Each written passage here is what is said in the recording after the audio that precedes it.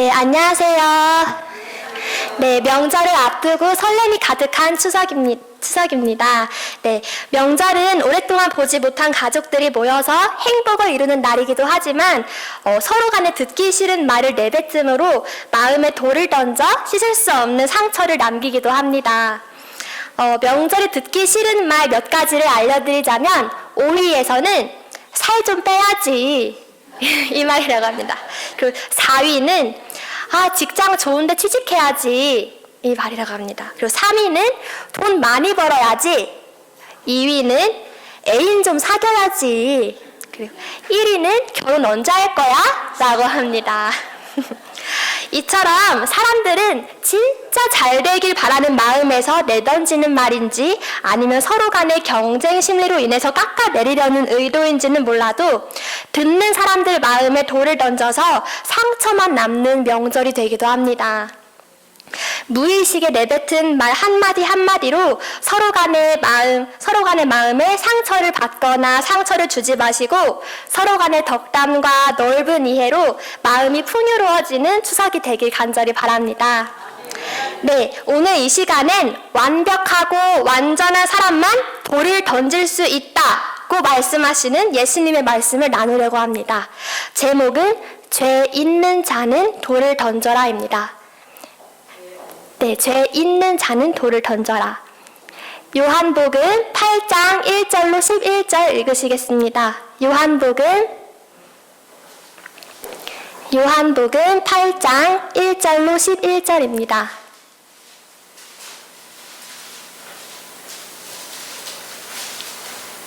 요한복음 8장 1절로 11절입니다. 다 찾으셨나요? 네, 홀수절은 제가 읽고 짝수절은 성도님들께서 읽어주세요. 읽겠습니다. 예수는 감람산으로 가시니라.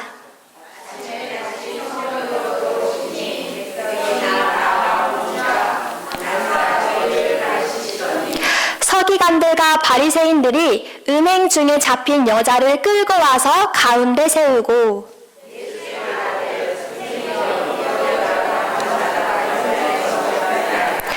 모세는 율법에서 이러한 여자를 돌로 치라 명하였거니와 선생은 어떻게 말하겠나이까?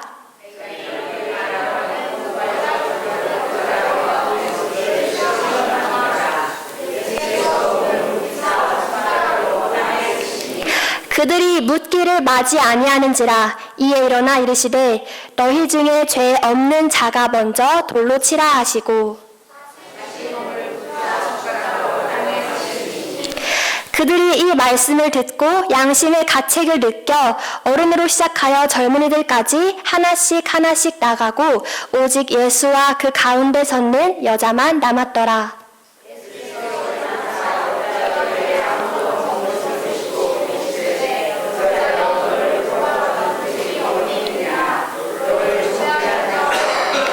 대답하되 주여 없나이다. 예수께서 이르시되 나도 너를 정죄하지 아니하노니 가서 다시는 죄를 범하지 말라 하시니라.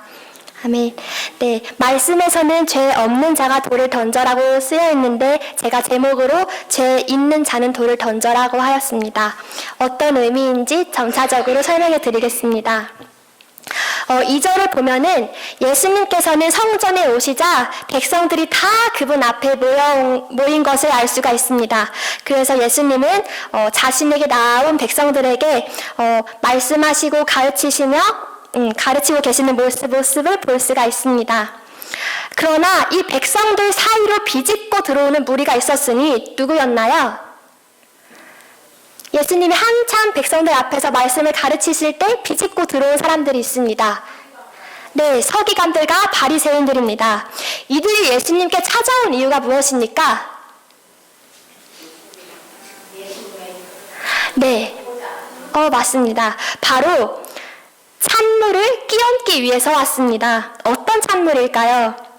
예수님께서는 그동안 많은 백성들의 병을 고쳐주셨고 무엇보다 마음의 영적 갈급함을 채워주는 영원한 생수를 마시게 하셨기에 그 생수를 한 번이라도 맛본 자들의 열정과 예수님을 향한 뜨거운 인기를 시샘한 자들의 방해의 찬물입니다. 그들은 의도적으로 그리고 계획적으로 예수님을 고소하기 위해서 한 여인을 끌고 옵니다. 그 여인은 바로 10계명 중 몇 번째 계명을 어긴 것이죠? 네, 7번째 계명, 즉 간음한 여인이었습니다. 사실 간음이란 성도님들이 다 아시겠지만 간음의 죄는 혼자서 짓는 것이 아닙니다. 그렇기 때문에 그 자리에는 한 사람만 끌려와야 되는 것이 아니라 그 상대방, 여자와 함께 간음을 한 그 상대방 남자도 함께 끌려와야 되는 것이 당연한 것입니다. 그럼에도 불구하고 이 자리에 간음 문제로 끌려온 사람은 여자 단 한 명뿐이었습니다. 그것은 곧 예수님을 의도적으로 난처하게 하려는 바리새인과 서기관들이 꾸며낸 음모였습니다. 그들은 예수님을 존경하는 척, 예수님의 말씀대로 따를 것 같이 말합니다. 예수님, 모세 율법에는 이러한 여자를 치라했는데 선생님은 어떻게 하실 건가요? 마치 예수님의 말씀을 다 곧이곧대로 따를 것처럼 물어봅니다. 하지만 만약 예수님께서 이 여인을 정죄하지 않겠다고 말씀하시면 모세의 율법을 멸시한다고 비난을 받을 것이었고 마땅히 죽어야 된다 하고 말씀하셨더라면 로마인들이 가진 그 사형권의 권리를 예수님께서 횡령하는 셈이 되기 때문에 예수님으로 하여금 이러지도 못하고 저러지도 못하게끔 만든 질문이었던 것입니다. 예수님은 공포와 수치심에 어쩔 줄 몰라 떨고만 있는 그 간음한 여인을 바라보셨고 하나님의 율법을 너무나도 잘 알고 있다고 믿고 한 계명 한 계명 매우 잘 지키고 있다고 생각하는 바리새인들과 서기관들을 한번 바라보셨습니다. 의로워지고 싶어 했고 거룩해지고 싶어 했던 바리새인과 서기관들이 기껏 하는 행동은 율법을 기만하여 하나님의 아들이신 예수님을 시험하는 계획을 짜고 가련한 여인의 부끄러운 죄를 사람들 앞에서 조롱하는 것이었습니다. 화입 부인의 글에 따르면 예수님의 흠없고 순결한 그분의 정신은 그 광경을 보고서 움츠러들었다고 합니다. 마귀의 정신에 사로잡힌 그들을 보고 마음이 괴로워서 움츠러들었던 것입니다. 이 시대에는 죄를 지은 사람들을 돌로 쳐 죽이는 율법을 가지고 있었는데 그 돌이 무엇을 의미하는지 아십니까? 맞습니다. 십계명입니다. 돌은 바로 율법이 적힌 십계명, 그 돌판을 의미합니다. 때문에 죄를 지은 사람들에게 십계명이 적힌 그 돌판, 즉 율법으로 너를 다스리겠다는 의미를 가지고 있는 것이에요. 돌을 던진다는 것은. 그러나 예수님께서는 아무 말 없이 몸을 굽히셔서 땅에 손가락으로 무언가를 쓰셨습니다. 바로 그것은 그들 자신 말고는 아무도 알지 못하는 은밀한 죄에 대해서 기록하신 것입니다. 하나님이신 예수님은 출애굽 때 모세에게 십계명을 주기 위해서 돌판에다가 손가락으로 직접 율법을 새기셨고 이 땅에서는 간음한 여인을 끌고 온 자들의 죄를 돌판인 이 땅에다가 손가락으로 기록하셨습니다. 같은 손가락과 같은 돌판 위에 한 번은 율법을 기록하셨고 한 번은 죄를 기록하셨습니다. 율법과 죄, 이 두 가지는 완전 정반대로 다른 것이지만 예수님의 목적은 둘 다 똑같았습니다. 바로 죄인을 살리기 위함인 것이죠. 자신이 무슨 행동을 하고 있는지 알지 못하는 이들의 죄를 돌판인 땅에다가 기록함으로 자신을 되돌아보고 회개할 수 있는 거울을 주신 것입니다. 돌판에 기록하신 그 십계명 또한 십계명의 역할이 자기 자신을 바라볼 수 있는 거울의 역할을 하지 않습니까? 사실 율법이라는 것은 아담과 하와가 선악과를 따먹기 이전부터 존재했습니다. 바로 어디에 존재했을까요? 아담과 하와가 선악과를 따먹기 이전부터 율법이 존재했는데 그 율법은 아담과 하와 마음판에 존재했었습니다. 그러나 죄를 지은 이후에는 점점 사람들의 마음에 그 율법이 점점 희미해졌습니다. 그래서 마침내 무엇이 옳고 그른지, 하나님의 선하신 뜻이 무엇인지 분별하지 못하는 이스라엘 백성들에게 하나님은 직접 손가락으로 당신의 율법을 돌판에 기록하여 주신 것입니다. 그것이 바로 십계명입니다. 그런데 그 십계명의 참된 의미는 무엇입니까? 십계명의 참된 의미는 무엇이죠? 맞습니다. 내 마음을 다하여, 목숨을 다하여, 힘을 다하여, 뜻을 다하여 주 너의 하나님을 사랑하고 또한 내 이웃을 내 몸과 같이 사랑하라는 것입니다. 결국 사랑만이 그 율법에 주신 하나님의 참된 목적이었지만 예수님이 이 땅에 직접 오셨을 때에는 사람들은 그 율법을 문자적으로만 받아들였기 때문에 그 돌판에 새겨진 율법을 자기 마음판에 새기는 데에 집중하는 것이 아니라 율법을 문자적으로만 생각하고 다른 사람들이 지키지 않았을 때에 그 십계명에 적힌 돌판을 생각하면서 돌을 던져서 죄를 직접 심판하고 죽이는 데에 더 관심을 가지고 초점을 두고 살게 된 것입니다. 곧 그들은 내 마음을 다하여, 목숨을 다하여, 힘을 다하여, 뜻을 다하여 주 너의 하나님을 사랑하고 또한 내 이웃을 내 몸과 같이 사랑한 것이 아니라 마음을 다하여, 목숨을 다하여, 힘을 다하여, 뜻을 다하여 주 너의 하나님을 죽이고 또한 내 이웃을 죽여라 는 마귀의 율법을 쫓기에 이르게 되어버린 것입니다. 그런 서기관과 바리새인들에게 예수님은 죄 없는 이가 먼저 돌로 치라고 말씀하셨습니다. 그 율법의 돌은 죄 없는 이만이 칠 수 있다는 것입니다. 자신들은 의롭고 죄 하나 없는 완전한 사람이라고 스스로 여기며 살았기 때문에 자신이 온전하게 지켜온 율법으로 사람들을 다스리고 예수님을 함정에 빠뜨리려고 했지만 오히려 아무도 모른다고 생각했던 자신의 부끄럽고 은밀한 죄가 예수님의 손에 이끌려 하나 둘씩 적혀질 때마다 그들은 자기 자신의 숨긴 죄악이 다 탄로나고 들통날까봐 두려워서 그 자리를 피해버렸습니다. 그 자리에 간음죄로 끌려온 여인이나 예수님을 공경에 빠뜨리려고 난처하게 만들려 했던 바리새인과 서기관 둘 다 그 자리에서 자신의 죄를 보았습니다. 그러나 내가 그 죄를 가진 사람이다 라는 것을 인정하지 못한 사람들은, 즉 나에게 의로운 것 말고는 다른 것이 없다고 생각한 사람들은 혹여나 다른 사람들이 나에게 죄가 있는 것을 알게 될까봐 두려워서 그 자리를 떠났고 스스로 지금 당장 돌에 맞아 죽어야 할 죄인이라고 생각한 가늠한 여자만이 예수님 곁에 남았습니다. 예수님께서는 일어나셔서 그곳에 자신과 가늠한 여인밖에 남지 않으셨다는 것을 아셨습니다. 자기 자신이 죄인이라는 것을 인정한 사람만이 결국 예수님 옆에 남는 사람입니다. 자기가 왜 죄인인지 알지 못하고 깨닫지 못한다면 우리는 예수님 곁에 남지 않을 것입니다. 또한 그분의 십자가마저 우리에게 필요 없는 것이 되어버립니다. 왜냐하면 나에게는 사해져야 될 죄가 있지 않다고 생각하기 때문입니다.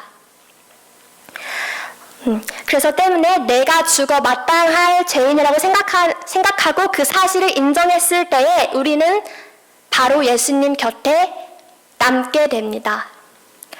10절을 보면은 예수님께서 여자여 하고 가늠한 여인을 부르시는데 이 여자여, 이 표현은 요한복음 2장 가나의 혼인잔치에서 예수님께서 사랑하는 자신의 어머니를 부를 때 표현하던 극존칭의 명칭입니다. 극존칭.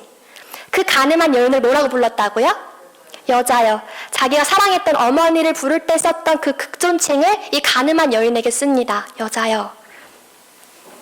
자기의 죄를 인정한 여인에게는 예수님께서 극존칭의 표현으로 우리를 오히려 높여주십니다.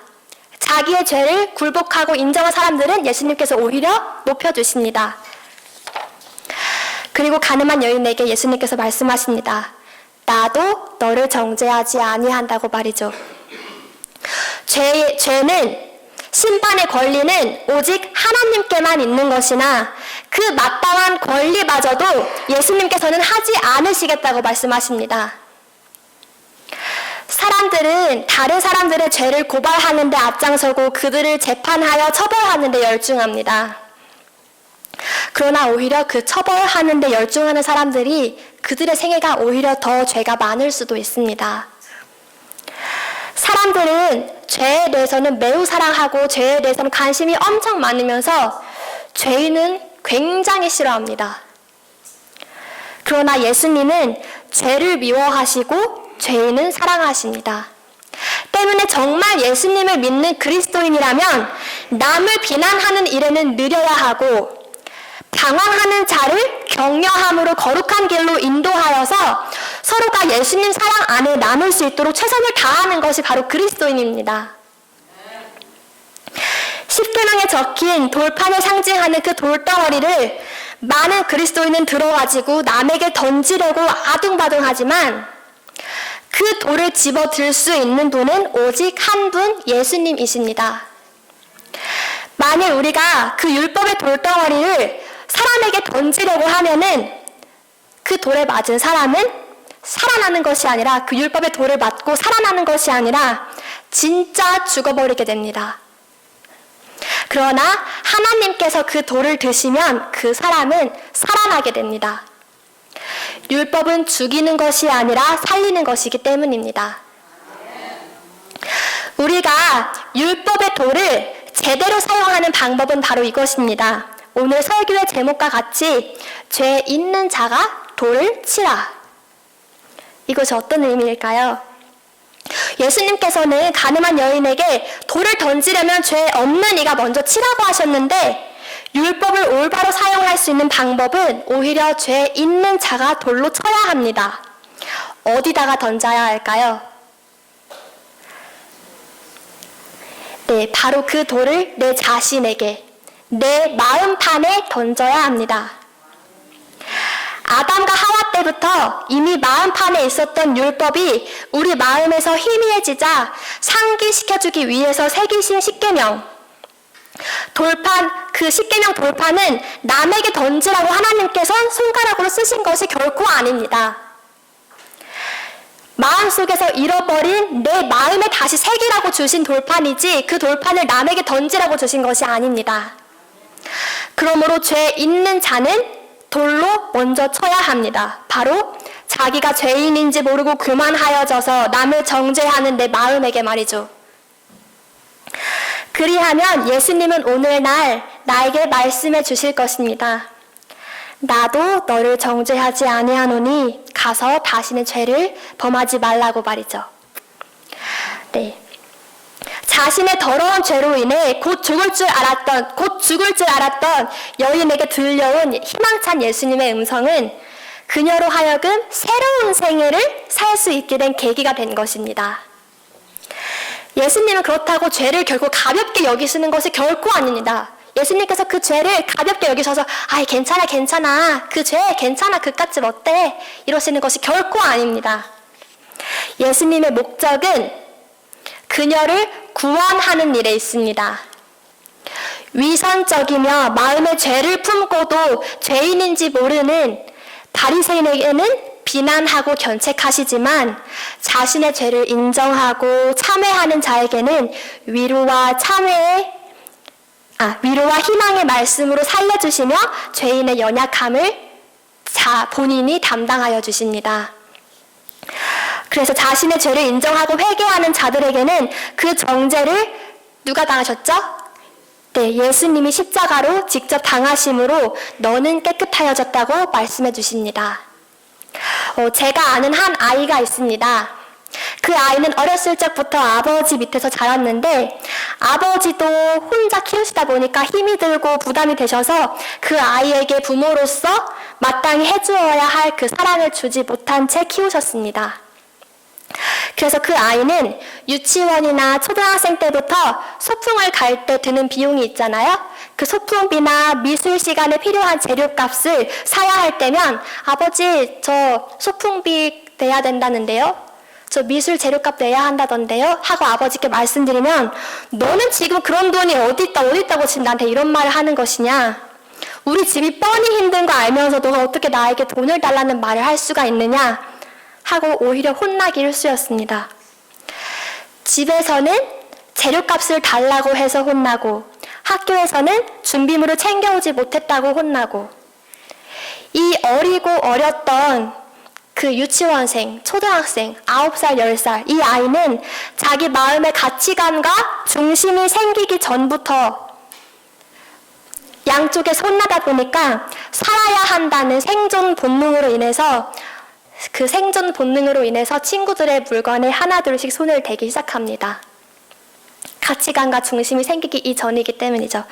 근데 그것이 너무나도 익숙해진 나머지 자신도 통제하기 벅찰 만큼이 되어버려서 그 아이도 많이 힘들어하는 모습을 제가 보게 되었습니다.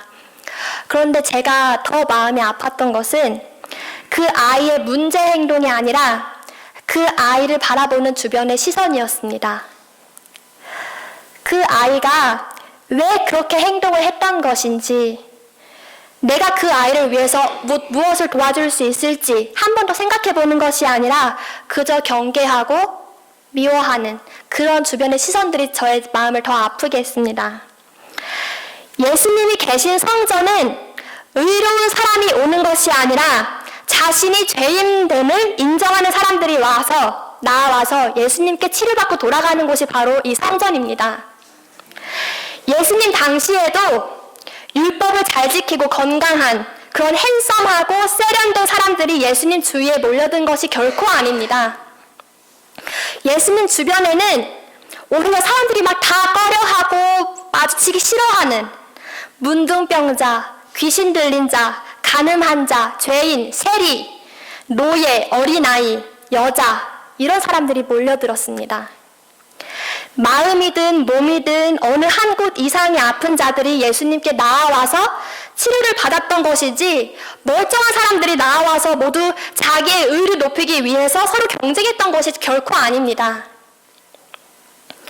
십자가에 달리셨을 때 모든 사람들, 심지어 제자마저도 진짜 살아계신 하나님의 아들이 아닌가? 하고 의심할 때에 모두가 충격에 빠지고 믿지 못하는 그 순간에 예수님을 오직 하나님의 아들이라고 믿었던 사람이 단 한 명 있습니다. 그가 누구일까요? 네, 십자가에 함께 매달렸었던 강도입니다. 어떤 율법을 잘 지키던 그런 바리새인도 아니고요. 예수님을 맨날 쫓아다녔던 그런 제자들도 아니었습니다. 매일 잘못만 저지르고 죄만 저지르는 그 강도만이 예수님이 십자가에 달리셨을 때 바로 하나님의 아들이라고 주장하였습니다. 저는 지난주에 목사님께서 설교 말씀 시간에 조지 뮬러라는 사람에 대해서 말씀해 주셨을 때 굉장히 많은 은혜를 받았었습니다. 그 조지 뮬러라는 사람은 본래 비행 청소년이었으나 훗날 선교사가 되어서 5만 번의 기도 응답을 받고 고아들의 아버지가 된 사실을 들었을 때는 제 마음에 희망의 메시지를 듣는 것 같았습니다. 저 또한 이런저런 사역을 하면서 많이 낙심하고 좌절했을 때가 있었고 포기하고 싶었을 때가 있었지만 저를 변화시켜 주신 하나님은 그 사람도 결코 포기하지 않고 변화시키려고 하신다는 그 사실을 깨닫게 되었습니다. 저를 살리시기 위해서 죽으신 그 예수님은 그 아이를 위해서도 죽으신 예수님이십니다. 때문에 예수님도 하지 않으신 일인데 내가 먼저 나의 생각대로 사람들을 판단하고 정죄하면 결코 안 되겠다는 생각을 하게 되었습니다. 비록 저도 아직 남의 죄를 더 크게 보고 제 자신의 죄를 보는 일은 아직 저도 연약합니다. 저도 죄인은 미워하고 여전히 죄는 사랑합니다. 때문에 다른 이들을 쉽게 품어주지 못하며 살지만 이럴 때일수록 율법의 돌은 그 사람들에게 던지는 것이 아니라 내 마음판에 던져져야 할 때구나 라는 사실을 깨달았습니다. 네, 다가오는 추석 내가 아닌 다른 사람들을 보면서 시험받고 와 저 사람들은 왜 그러냐 진짜 너무 힘들다 하고 판단하는 것이 아니라 그 돌을 던질 준비를 하고 있는 것이 아니라 율법의 돌을 내 마음판에 던짐으로 내 마음에 율법이 온전히 새겨지고 율법의 본래 의미인 사랑만이 내 마음에 간절히 내 마음에 남기를 바라며 말씀을 마치겠습니다.